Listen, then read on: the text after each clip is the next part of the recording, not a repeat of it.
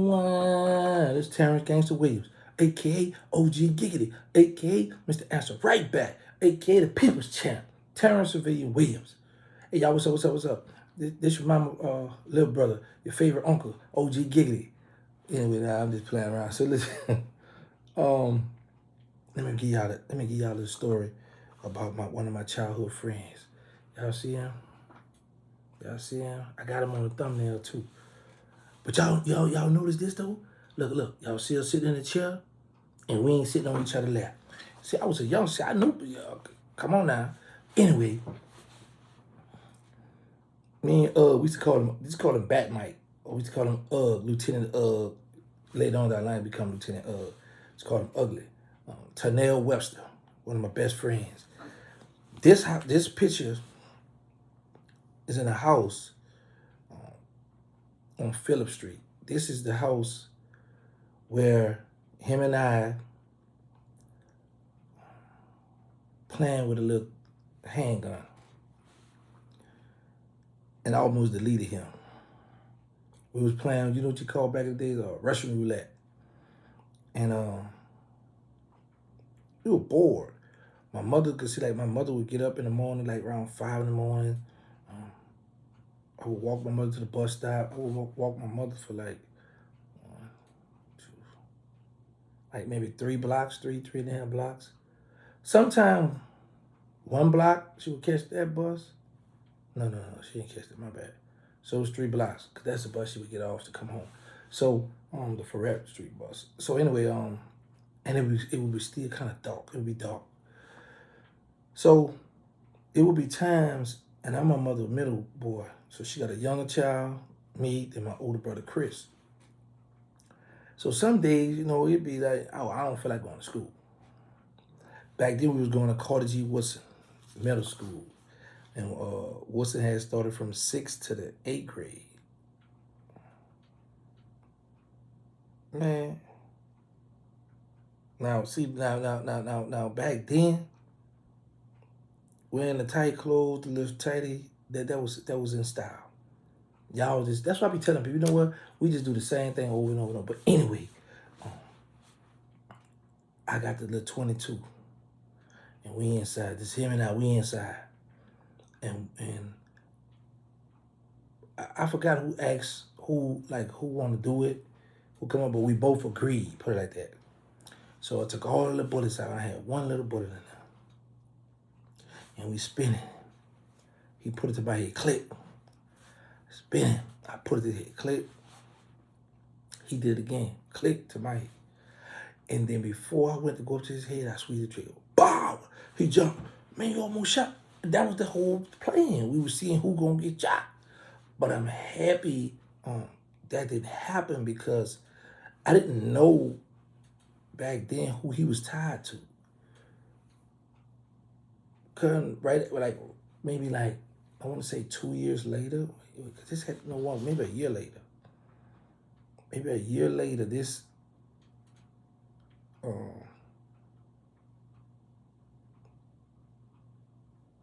Blacky Moe cousin, legendary stories you all been hearing about Blacky Moe. Um, this is his little cousin, and I don't know if you, for those who've been following me for a long time, since I've been out, and I told you this, I had to did that story about this. We used to go in the shed in this ballet tennis shoe and steal these little cocaine bags. We would crush the Tylenol up, put that in the bag, and put the Tylenol and mix it in with the cocaine, the other powder bags, because on Josephine, they had a powder bag shop. And his big bro used to hide his drugs out in the backyard in the shed. So we would go back there, grab a bag up out of there, because we had this little chick named Penitentiary Black. This short little black, fine little something, one gold in the mouth. Matter of fact, Ugg had put me on to her. We would literally walk. That's 3, 4, 5, 6, 7 blocks from my house. Now I don't feel like counting his blocks from his house because because he would come by me, and then we would hook up and go find Penitentiary Black. See, we had another one named Barbara. She lived like a block and a half down from me upstairs. We all go hump her from time to time, but she was a little old. She was a little older. Well, Penitentiary Black was older too, but Barbara was more motherly versus Penitentiary Black. Because Penitentiary Black was like maybe our height or maybe a little taller than us, like right there with us, even though she was a little older than us, but she was right there, with us. Me and man, we would late at night, we would go find Black. I still got the house, we go find Black,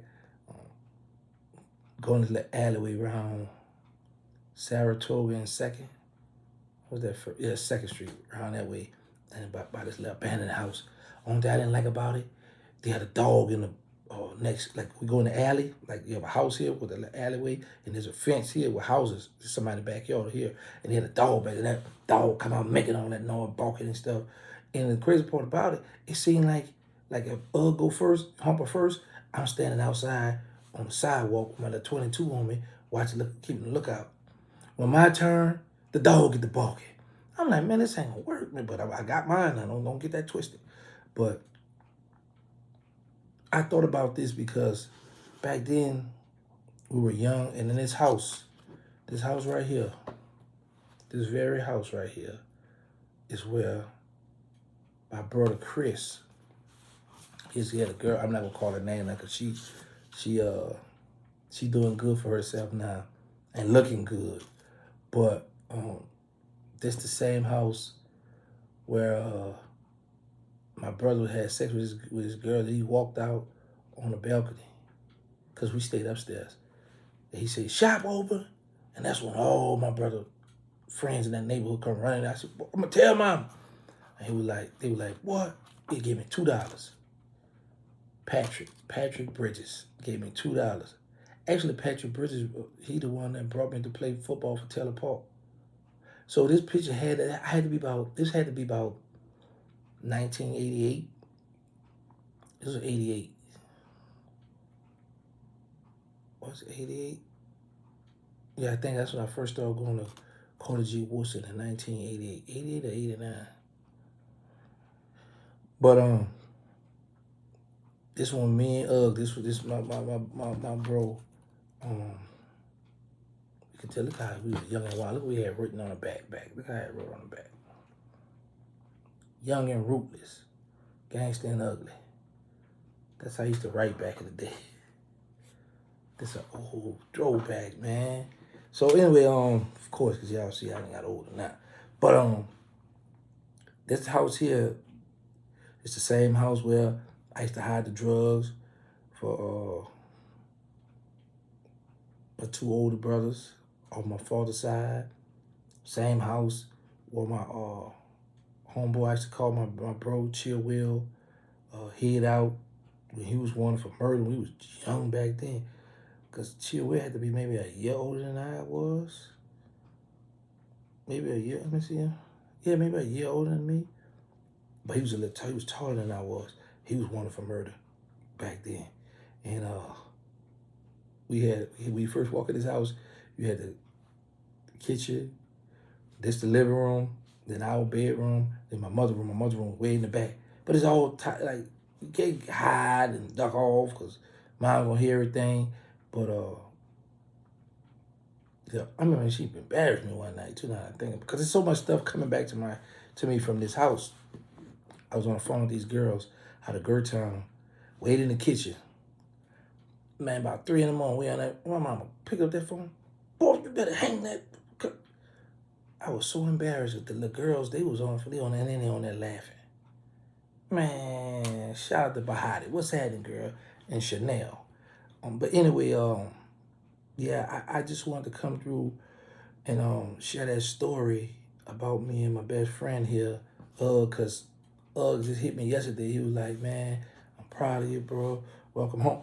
Matter of fact, y'all, let me show y'all how long we've been friends. This is crazy. You see this CD cover? You see the person right here with my finger at? See that CD cover right there? Hey, look, this here when we were little boys. This here, hey, look, That's crazy, huh? Y'all see him right there? Look at him. Yeah, man. Wow. That's how long we been friends, y'all. Yeah, it's just the 80s. And he had hit me yesterday and we was talking. And I was like, you know what? I might start back talking about certain things, go back. But that's how little I was.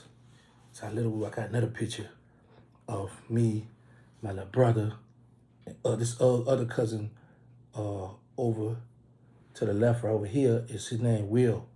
His name Will. This is not the Will I was telling y'all that was born for the murder when we was young. But that Will, y'all see me, a little young player. And look at my little brother Shedrick behind me.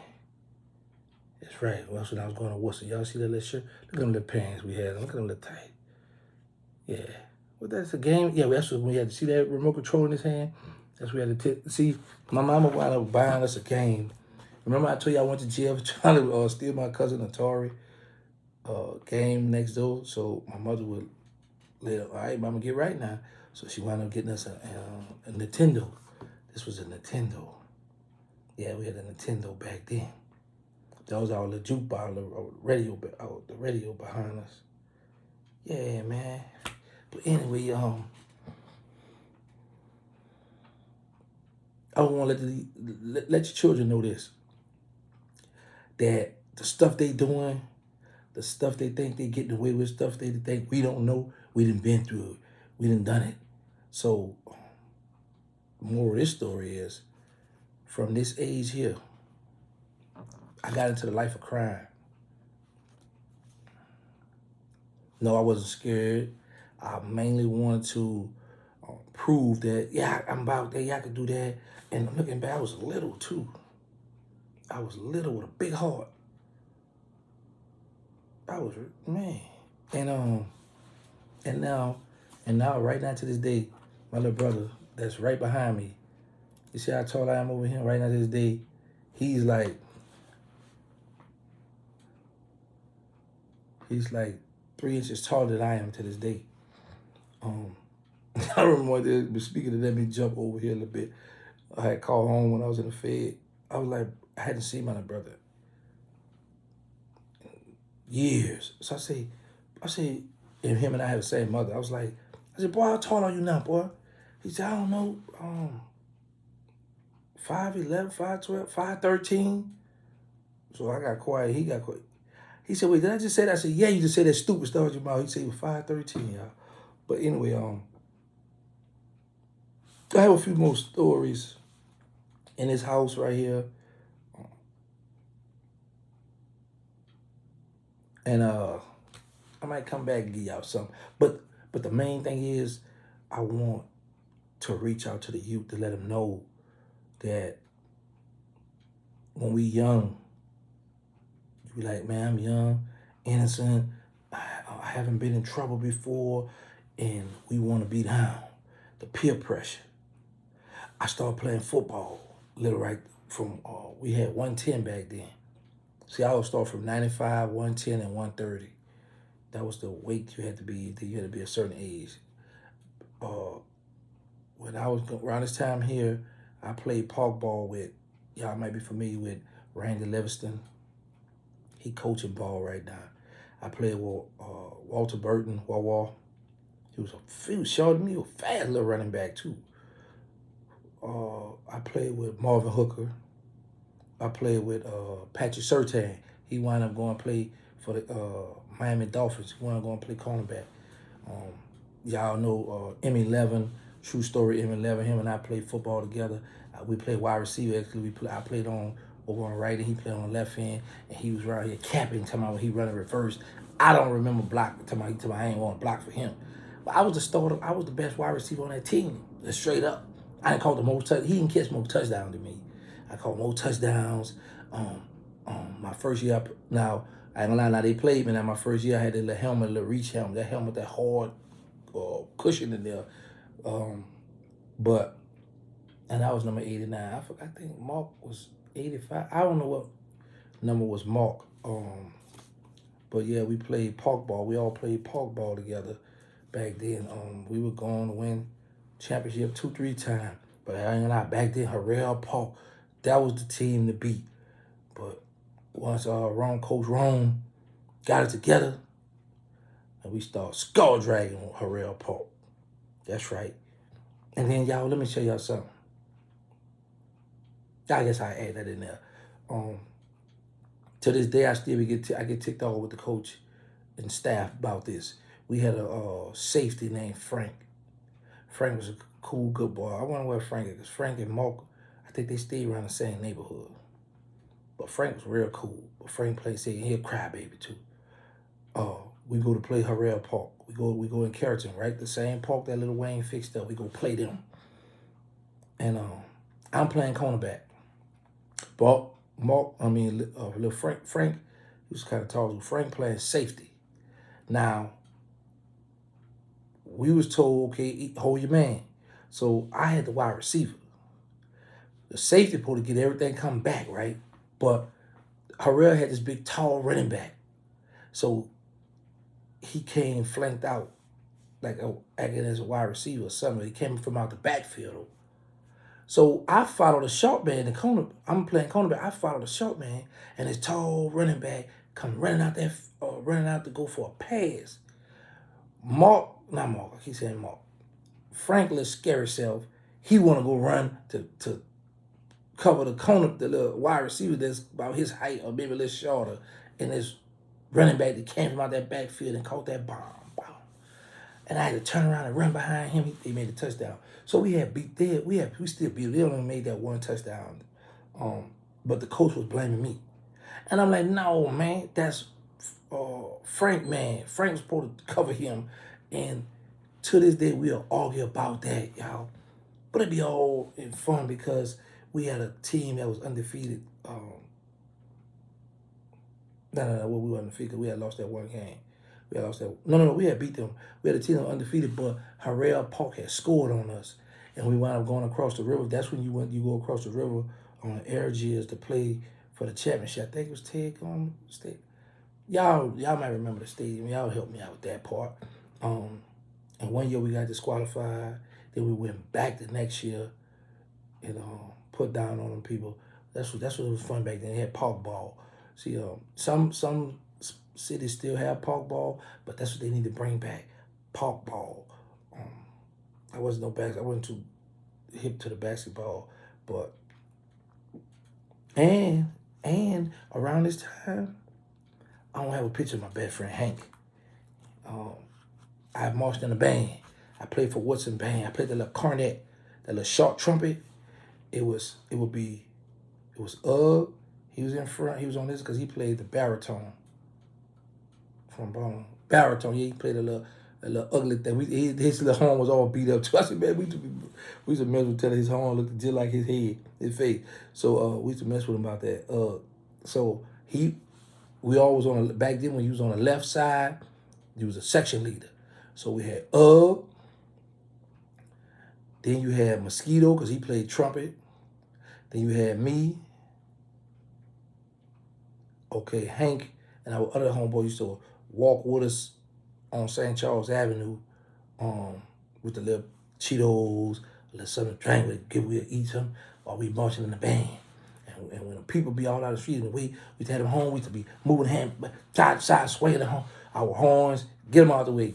We were young and wild back then, but I wanted to go and talk about my friend, because I was looking through my stuff yesterday and I came across these pictures. So actually, I was going to use these pictures for my documentary, but I scrapped that. And then I was just looking how I was young back then. And now you're like, well, OG, how old were you? I can't remember. Let me see. I had to do the math. This picture here. This picture here. Y'all see us? You see me? Y'all see me? Look at me, man. So, for the youngsters, when you think you're doing something slick, hiding from the moms, they got a little prison, they got a little jail, they'll hide you. And the laws have changed from back when we was going to jail. We was going to jail, juvenile life was at 21. Now I'm hearing they doing people, you be 15, 16, catch a crime, they roll you over when you make a certain age, and then you go to adult and keep on going. Back then, our jail was from juvenile all the way up to 21 years old. Once you turn 21, you couldn't go back on that compound. Or if you went AWOL, meaning like they gave you a furlough to go home, and you didn't come back, and you caught a crime, once you turn 18 or 19, you caught a violent crime, and you wound up getting probation or something, or you had to you was on parole, then you wasn't allowed back on juvenile compound. But if you just went AWOL, you 19, 20 years old, and you got caught and beat the adult case, they would send you back to juvenile to finish that time out. But now things have changed. They mixing them youngsters with them older adults. Them older adults, and they got the thing what they call the little, they play the little prison games, where the little old heads used to lay on the bed. They be laying on the bed, like almost to the end of the bed, and they tell you, come here, young man, come sit down. So now you sitting on his bed, he laying down like sideways. You know how you would spoon your girl? Well, he laying sideways, he got the Bible, the little small little brown Bible. And he bring them the young boy, sit down and be, let me tell you about the law, let me talk about this book. And his private part almost close by your buttocks. But he figure like he trying to tell you about this book, and he trying to get him a little role. And you are naive, you young, know better. Some of them, so yeah, they play them the prison game, the penitentiary games. I was just blessed to know a lot of people, come up around a lot of G's. Even when I was doing my state bit, y'all see me in my cell? This is my state cell. Y'all see that shank? Oh yeah, I wasn't playing them games. I ain't about to play with OG Giggity. I was OG Giggity back then. I was a little gangster back then. Well, actually, I think I took the lid off. I was this gangster, and that's you know what? Yeah, I gotta talk about that. I was gonna let that slide, but I gotta address that. Yeah, I'm gonna address that. Anyway, cause I got some more pictures. I got a lot of more. Let me show y'all. I got a lot of more pictures. I got a lot of more throwback. I got some old. This one I was in. From this picture here. From this age here. This happened like. This here, this in juvenile when I was in LTI juvenile jail. That's when I met Stone, Killer Stone. But you know, we'll talk about some of that later on down the line. But anyway, y'all just want to come through and share that story that one of my best friends from back in the day, him and I still cool. We still hit each other. What's up, man? How you doing? What's going on? What you got going on? Blah blah blah. Da da da da. We be still doing that right down to this day. So you know, some people fall out with their friends. Some people, for the right amount of money, hit their friend head. You know, we've been through a lot. A lot of cutthroat stuff went on. A lot of stuff happened. Around that time, they almost accused us of a homicide. And they had put him in the car. They had actually had him in the backseat of the car for the homicide. The little boy was laying down. We all went to school together, but that was something else and something else. Not a story. But anyway, make sure we get these children and we talk to them and we let them know that little stuff you doing, you think we don't know, you think that we old now, that you running something, you think you hiding, you got your stash spot, bro, we did it all. Sit down, because you think you're the man on the street, but when you go to that jailhouse, things change. Y'all people play all kind of mind games. People play all kind of stuff. They jump you in there. They try to take your manhood. They try to rob you out your stuff. Beat you up, extort you, want you to be their little flunkies. Wash the clothes. They just got all kind of stuff that go on in those jails. You know, a lot of y'all can't fight. Think you're tough on the street because you got the tool, got the switch now. But when you go to that jail, BG said it, when they go to jail, they run into the button, huh? They had a little intercom with that button. When the boys get on your butt, you go run to that front, press that button. Hey, I can't live here. Pop the door, I can't live here. Yeah, man, that stuff be serious, man. So, y'all know my motto. Let's say no to drugs. Let's stop the violence. Please put the guns down. Make sure y'all get tested for HIV and AIDS, because y'all need to know y'all status. We got the nonprofit. They need us. The Instagram, they need us. Third War, the movie, Them Boys at War, the reality show. Surviving Without Birdman. It's out right now. Check it out. I got on my website, and we have a big project coming up. Shout out to my brother Eric and his daughter Ava Noahs. Shout out to Jaguar Wright. Shout out to Red Light Street Stars too. We have a big event coming up, God Will Sunday. This Sunday, which is the 7th, April 7th. Nationally, where people from all around the states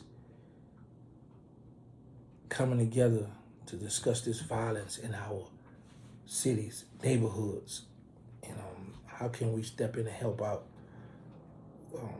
Just the other day, yesterday, we did a interview online, on the Zoom call, and with this news. Shout out to Sean. Shout out to Stop the Violence. Sean really been helping me out. Let me see if I can pull up and show y'all. See this here? Y'all see that? See the name of that there? Let me see if I can play a little bit for y'all. Yeah, let's sample. That we leading by example. See, a lot of people just like to talk about it. I'm like, nah, we gotta get out here with these. All right, hold on now. We gotta lead by example. Oh, I can skip that. The news. Look at Sean. Look at Sean. National town hall this weekend to stop the killings and shootings in cities across America. Former gang leaders among those invited to take part in this virtual conversation. Steve Levine to tell us what community leaders hope to learn from other cities that are fighting to end regional town halls before. Real solution. Former gang members like TERRANCEGANGSTAWILLIAMS, who spent more than 20 years behind bars, says the focus needs to be on young kids committing the violence. Because they're the youngsters were saying that. All right, that's enough. Y'all need to see me. All right. Hey, step right, Terrence. That's enough, boy. End the violence. Okay. End the violence. Shout out to End the Violence. That's right. We out here moving, baby. That's right. We're going to lead by example. We're going to let these other leaders who say, yeah, they with this, we got to help them. Because you got a lot of ex-gangsters, a lot of old heads who've retired from the game, or who's not in the game, or people who haven't been in the game. They'll sit back and just watch them youngsters. You know, some of them say, well, ain't my child, I don't care. Or I ain't got nothing to do with that. Let them let fools kill up each other. Let them let... No, man, because that stuff could wind up coming back down to the house, to you, where you live at. So, and I know some of them be scared of stepping on them youngsters. Man, get out my business. It's a way you approach them. It's a way. Because any and everybody can be talked to. Now, not saying we're going to save the world. I say we're going to save them all. But we're going to grab somebody's attention. And once we can get that one person, then we can go from there. And it's a domino effect. But it's a patient game. But you just got to be there on the front line. And you got to let these youngsters know, I hear you. I'm with you. I was in the struggle. I was once that. So I know what you're going through. I know what's going on. Yeah, man, that's another story. Because it's crazy. So how I started out talking about me and my best friend, how I almost deleted him to all the way to this. But it all go together because we have this Stop the Violence movement and with the youngsters, and I was young. And I always tell people that coming up, everybody that I was around were gangsters. They showed me and taught me how to live the life of crime. They didn't teach me or tell me, hey, if you go to jail, it's going to have this. Nah, once I got to, when I finally went to OPP, Old Parish Prison, back then, you had to be a real one, stand up one to make it an OPP. I might talk about OPP next. Where I met Kunta, shout out to Kunta, Barnell, and Sydney when they came back there as juveniles for that homicide. Yeah, I might talk about that. But yeah, you had to have some homies back there to know something, because man, they was dogging you, man, and how they played. That's another story. Anyway, y'all know I just get to rumbling, be jumping all over the place. Yeah, y'all ask for them stories. Y'all want them back? Some things I gotta be careful now. I know better than I know how they be. Hold up, man, you can't be why you bring that up? Da, da, da, da, all that old stuff. But anyway, thank y'all for all love, support. And I know I might share one of these LTI stories. Yeah. I don't know. Wow.